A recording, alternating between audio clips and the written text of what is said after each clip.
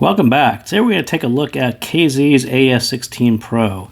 So the AS16 Pro is a return to something other than a single dynamic driver for KZ. So in this case, this is an 8BA per side.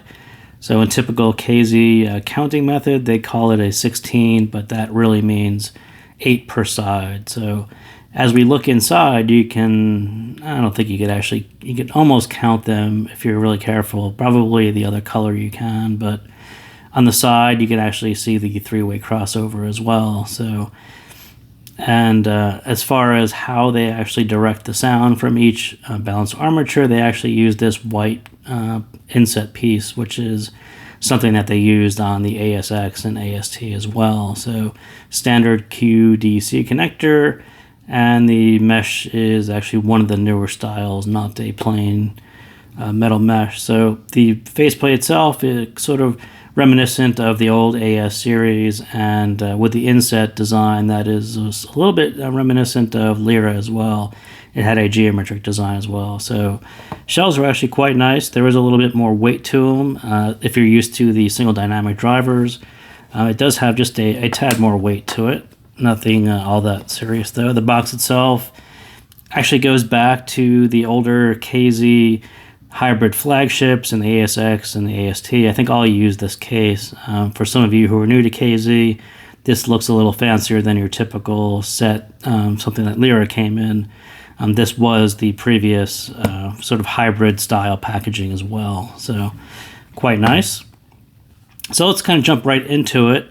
And some of you may be wondering, you may have been following on Facebook, Discord, some other way, why are there two different graphs that people show? And the quickest answer, and let me just pull up the graph itself. So there are sort of two different graphs. One has a little bump here, one does not.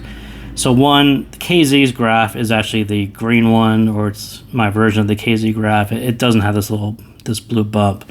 So the quick answer as to why there are two graphs was actually given to us by Ty Van Lam at KZ, who says KZ's testing setup actually uses an output impedance of 18 ohms.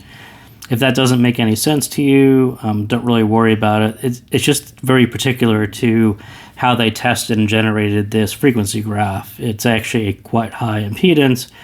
And unless you actually match that, you're going to get a graph that doesn't quite match theirs. So if you forget that number, it's actually on the side of the box as well. If we look at somewhere right there. So it actually does mention the same 18 ohm impedance on here as well. So for those of you who are reviewers and may be interested in graphing it, that is how you achieve the same graph that KZ did. So I'll call this one easy to drive, hard to test. I think when we go back and look at Ty Van's response to that, and I'll post a link to it, he actually kind of discusses both of those things, and he's sort of right that no one really in the hobbyist world tests IEMs and graphs IEMs at such a high impedance. So there you go, in case you were wondering what that was about. So I will say, the second most important question for me was, is this set sort of redemption from AST and ASX? And those sets in particular, they were very high count, all BA sets. And they really, really, I hate to say they killed the sound, but the bass was really overwhelming. And if you were sort of a bass head type and loved that much bass, quite fine. If you thought you were buying a BA set for high technicalities and you ended up with a huge amount of bass, it was a little bit off-putting and unexpected.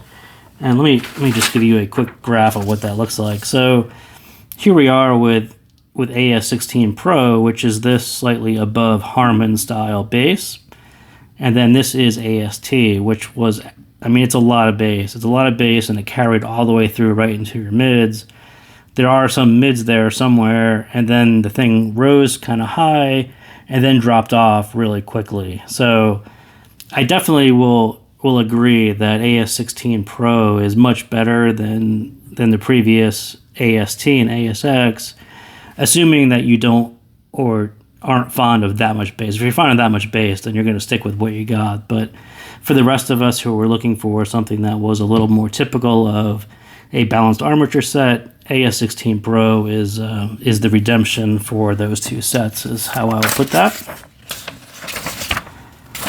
And more importantly, I think with this signature, I think there's a path forward from AS16 Pro if they want to release an AS16 Pro X, or however they're going to name the follow-on to it. I do think there's a path forward from the signature that doesn't really involve, in the past, AST and ASX sort of ended up at this race for more drivers and more bass. And I think with this signature, they can refine it without really having to resort to those tactics anymore. So I do think they're on a much better path now than they were on that set. So sound, what does it really sound like? It's got this warm, relaxed, shallow V. So again, this is more in line with not necessarily your typical BA. People are looking for a very analytical, balanced armature set, very technical. That's not necessarily what KZ does. They didn't do it on ASX and AST, and I wouldn't say they do it on AS16 Pro. It's got definitely a warmer, more relaxed sound than what people may be expecting for an all-balanced armature. If you're expecting, super details, analytical, a little bass light set, not exactly that. This is more of a KZ fun sound. And so it's a little warmer, a little bassier, a little less technical, but tons of fun. And sounds really good and very likable, but, it's just not your typical sort of, and I call this effects valuation. When you look at how this ranks against more expensive balanced armature sets, I think there is a price to pay for this fun sound and this bass level that doesn't necessarily compete with more expensive sets, but on its own, for the price, I think it does compete quite well. And among KZ fans, I think they pretty much nailed a really nice balance of, very nice detail, but still having that KZ fun. So it's all a balance and a trade-off, and I think they kind of got it, but do be aware, and everyone said the same thing about ASX and AST. If you're looking for that very analytical BA set, that's not what this one is. So the bass, as I said before, the bass is, let me kind of bring back this little graph for a second. This one, maybe this one. So for those of you who are familiar with KZ's recent one dynamic driver sets and their bass levels, which were a little more rolled back from previous sets, and I sort of poke at Lyra because Lyra had a nice bass level that I liked. And when I saw that KZ AS16 Pro is very, very close to Lyra, I'm like, it's a really nice bass level for me. It's sort of, it still has a bit of fun. It still has a bit of mid bass. It's got some warmth there. It's got some body to it, but it's not overwhelming and not crushing the mids. And I think they actually pulled off a really nice bass level there, and I don't really have that much complaints. It's still BA bass, and there's still a difference. So it has a dynamic driver level, like I said. It's very close to Lyra, but it doesn't have that tactical moving error. There is something to BA bass that's just not as tactile as dynamic drivers. It doesn't really shake your ear. It's has a high level, but maybe not the impact to your ear that you would normally feel on a big dynamic driver, especially a big slamming one. So it's just not lacking at all, but it doesn't have that sort of movement of air, something that you can really feel. It just sort of feels a little lighter weight, and it's faster.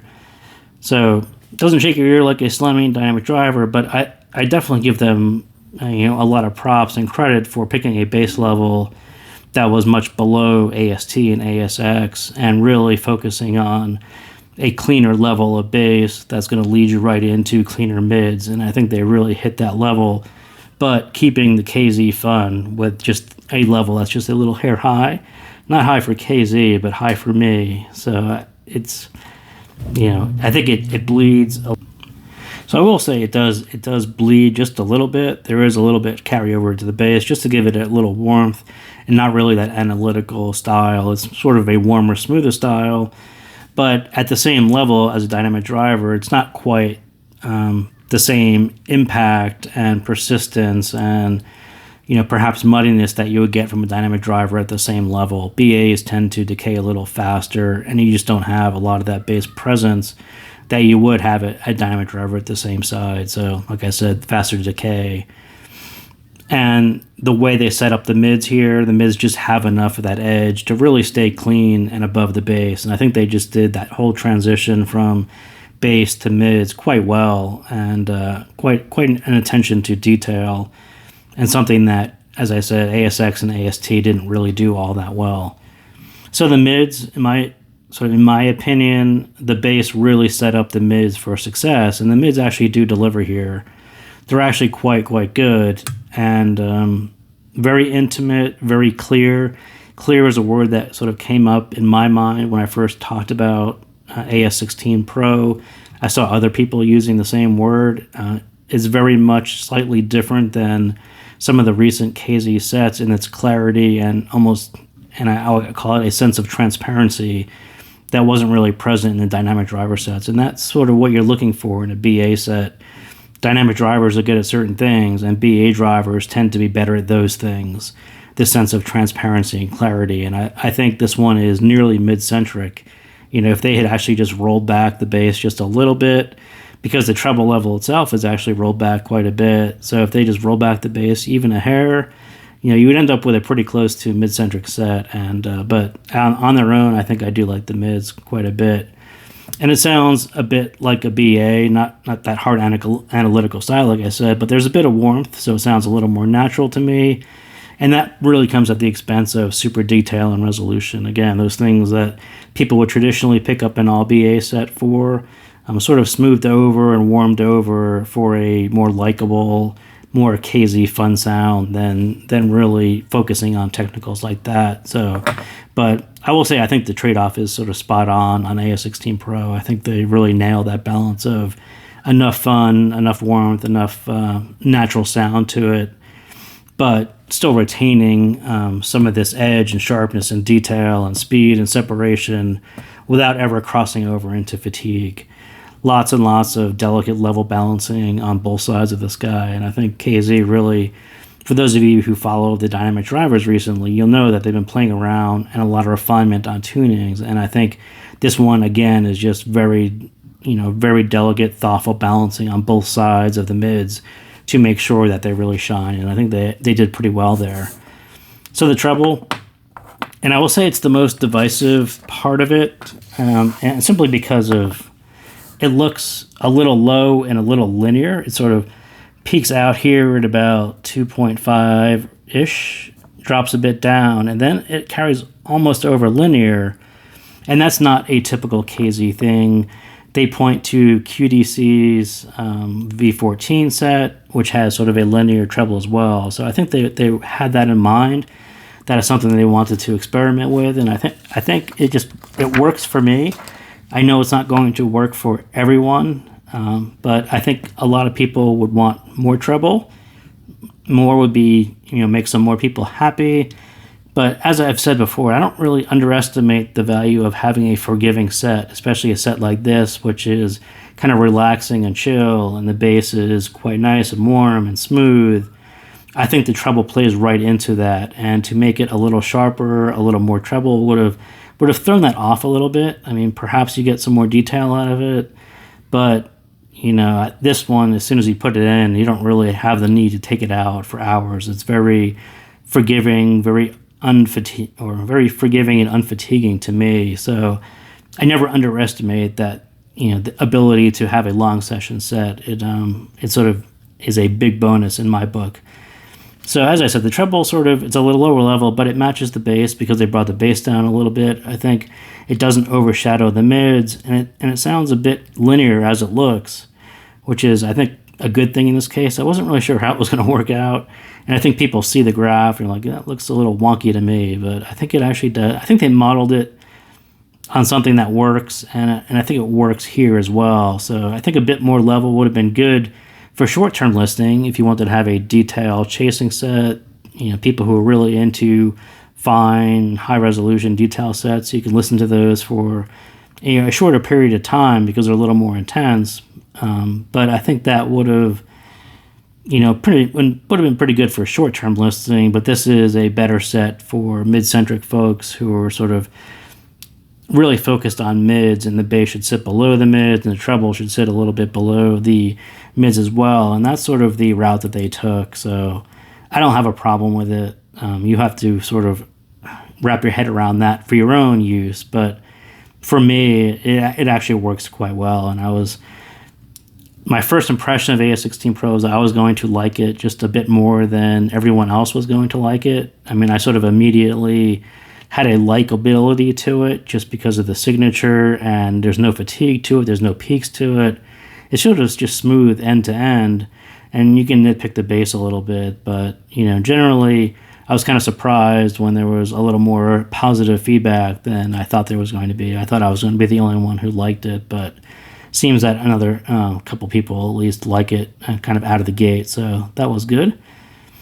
So, and lastly, we'll talk about the stage, and on this one I talk about stage. Sometimes it really adds to a set, sometimes it detracts from a set, and this one I think is just the icing on the cake. I think it's this last bit that really pushes this one over from a good set, a decent AS16 set, to something that's actually very good, very enjoyable. And again, this one's a little hard to really pin down. I can't really tell if I just like it because of my HRTF. If you don't know what HRTF is, it's sort of how people hear sounds and interpret the locality of sounds, the spatial arrangement of sounds. And this one really, really works for me. I was sort of immediately taken up with the stage, and I wouldn't even say that it's huge in any direction, but there's just enough space there, and it's presented just well enough, and especially at the price. The way it added space to the mids and the bass didn't cloud it up. Everything sort of works in the favor of this set, and I think it's sort of one of those things that sort of pushed it over the top for me. I can just listen to the set for quite a bit simply because the stage is actually really nice to listen to. So I just said it was generally big enough with some depth, and there are times where it really feels immersive, and the sound is right behind you, and you sort of get that effect on more expensive sets, and it just kind of caught me off guard, and that's why I said I'm not sure if it's it's my HRTF, or other people are actually going to find the same thing. But I was definitely taken aback by some of the spatialness that I was actually getting out of AS16 Pro. So I think KZ has done quite well on stage lately, so it didn't necessarily shock me, but I was still surprised about how much I liked it. So as I said, BA bass keeps it clear, well separated. On some tracks, the position isn't as I was expecting it to be. It sort of gets split between your ears as opposed to being spatially and imaged properly. So, it's icing on the cake. Maybe there's a couple fingerprints in there, but generally it was actually quite good. There was just a couple unexpected instrument positioning things that were a little different. So again, it sort of pointed to that may just be me. But anyway, none of that is all that interesting. But as I said, the stage on this one is really that last 10% that pushes it above, your average mediocre set into something that's actually quite nice. And again, it's very much little redemption for ASX and AST for me. So thank you guys for tuning in, and we'll see you next time.